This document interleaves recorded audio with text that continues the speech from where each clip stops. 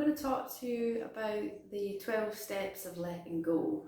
Now, if you've not already done so, I'd recommend watching the video on detaching with love as well. These two videos will go hand in hand together. The 12 steps of letting go follows on from what we talk about with detaching with love. The idea of taking that step back, letting go of someone else's problem and focusing on yourself and your own recovery and your own well-being. So I'm going to talk through the 12 steps here, and hopefully these are helpful for you. So the first step of letting go does not mean that you have stopped caring. It means that you cannot do something for someone else. To let go is not to cut yourself off, but the realisation that you cannot control others. There's something that we always tell our clients at Hetties, and that is the 3 C's. The 3 C's are: I didn't cause it, I can't control it, and I can't cure it when you're impacted by somebody else's addiction. So sometimes trying to remind yourself of those 3 C's, I didn't cause it, I can't control it, I can't cure it, can be a simple and helpful way of coping with somebody else's addiction. But that realisation that you can't control others, we can only control ourselves, our own behaviours, okay? Letting go is to not enable the alcohol or drug user anymore, but allow them to learn from the events that happen. Now, if you've watched the video on detaching with love, you'll see that detaching allows your loved one to face the consequences, to experience the consequences that their alcohol or drug use is having, and they can learn from that, and that can be helpful. The step of letting go is not to admit powerlessness over others, but it means that actually you cannot do things for others that perhaps you would want to do. They have to take control of their own lives. This follows on to point 5.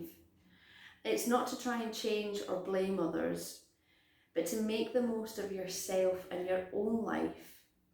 Now, we talk about taking the step back, letting go, and that actually freeing up a lot more of your time because you're not problem solving, you're not running around after somebody else all the time. So it's the making most of your own life. You only have one life, and sometimes, actually it's about thinking of yourself, because if you don't think of yourself, who else is going to do it for you? So making the most of your own life. The next step is not to care for, but to care about. So not doing things for others that they should be able to do for themselves. If you think about, if you're caring for, you're more of in a caring role, okay? If you're caring about somebody, it's a different form of care that you're given. It's a case of, I will help you if you help yourself, but I'm not going to do this for you. Number 7 is not to fix for others, but be supportive when they try and do it for themselves. So similarly to what I've just talked about there, helping others when they're ready to help themselves.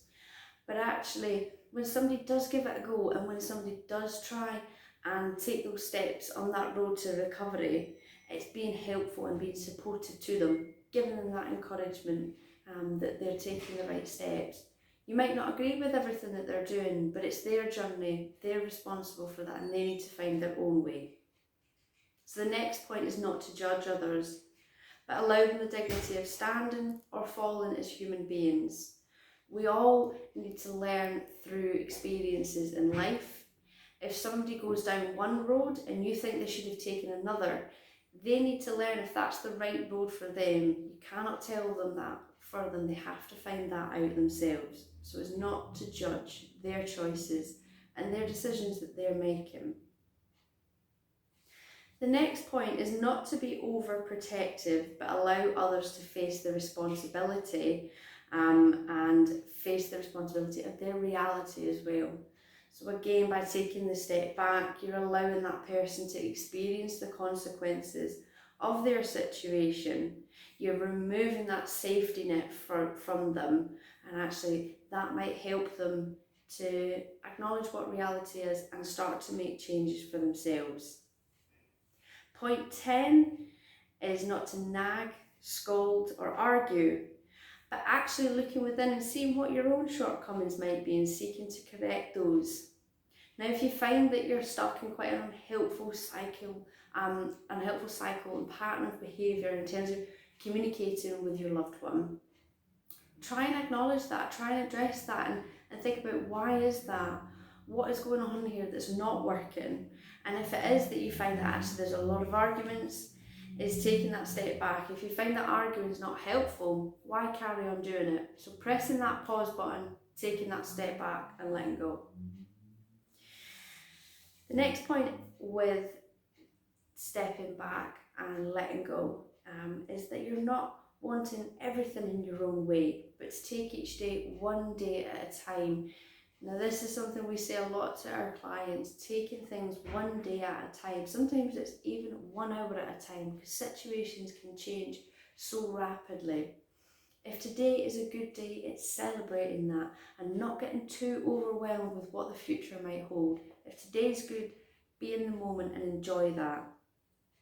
And the last point is letting go is not a regret of the past, but actually it's a way of moving forward and being more happier in the future. Being able to live with less fear and more love. Now, it's going to help you being able to step back, being able to let go. But as I've mentioned in the Detaching with Love video, it takes time and it takes practice to get used to this idea of letting go. It's not a case of walking away from someone. It's not a case of saying, that's it, I'm done, and the door is closed. It's a case of you protecting yourself from the impact of somebody else's addiction, whilst also trying to help them by creating that healthy space and letting go of those responsibilities that aren't your own. So I hope this video has been helpful for you. Check out the Detaching with Love video also.